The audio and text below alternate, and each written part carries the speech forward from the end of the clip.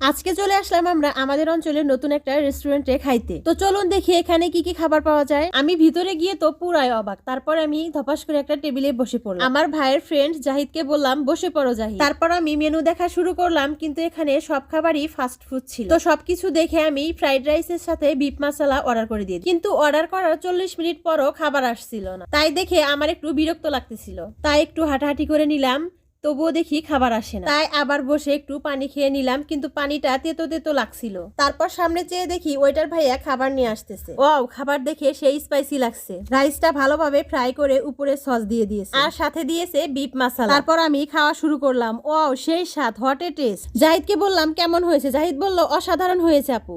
আমি তো শুধু খাচ্ছি আর খাচ্ছি। হঠাৎ করে ক্যামেরার পিছন থেকে আমার ভাই বলে উঠল, আপু তোমার থেকে যদি এতটাই ভালো লাগে তাহলে 3টা প্লেট খেয়ে শেষ করো, তোমাকে 1000 টাকা দিব।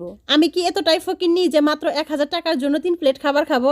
যদি প্রতি প্লেটের জন্য 500 টাকা করে মোট 1500 টাকা দাও তাহলে ট্রাই করতে পারি। ভাই বলল ঠিক আছে আপু, 1500 টাকাই দিব। তারপর আমি খাইতে খাইতে 2 প্লেট শেষ করে দিই। 3 নাম্বার প্লেটও প্রায় শেষ। মনে হচ্ছে বাজিতে জিতে যাব। ভাই তোর 1500 টাকা গেল। খাইতে খাইতে গলায় আটকে গেল, একটু পানি খাই। না, পানি ভালো লাগছে না, একটা কোল্ড ড্রিঙ্কস খেয়ে ঢেকুর তুলতে হবে। ভাইয়া এই টেবিলে একটা কোল্ড ড্রিঙ্কস দিন তো। কোল্ড ড্রিঙ্কস খেয়ে সেই ভালো লাগতেছে, একটা স্বস্তির নিঃশ্বাস ফেললাম। বাজি জিতেই গেলাম। ভাই এবার আমার 1500 টাকা দাও। ভাই বলল ও মা গো, সব তো শেষ করে দিল। অনেক খুশি লাগতেছে আমার।